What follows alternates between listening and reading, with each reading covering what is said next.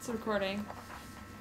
Another memorable moment, and I can't find it in the cruise book, was we went through a typhoon off of Japan, and typhoons are hurricanes, but in the Far East they call them typhoons. And as it so happened, we were in port. The typhoon was coming. It's always safer to be out at sea, interestingly enough, especially with a big ship, a large ship, if bad weather comes, as opposed to being in port next to a dock.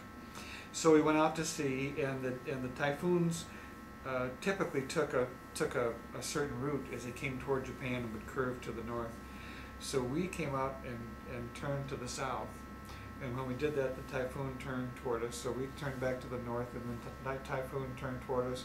And we did this jockeying back and forth for a couple days, and ended up, I don't know exactly how many miles, but just a few miles from the eye of the typhoon.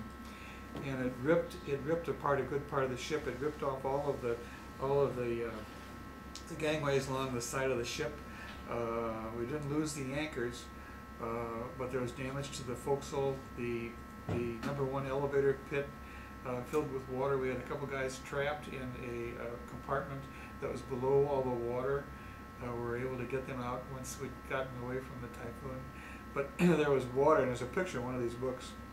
The flight deck of the aircraft carrier is 88 feet off the water. The new ones are a lot higher than that, but 88 feet off the water, which is about 8 stories, 8.5 stories, and we had water coming over the flight deck. That's how much pitch we had on the ship and how big the waves were.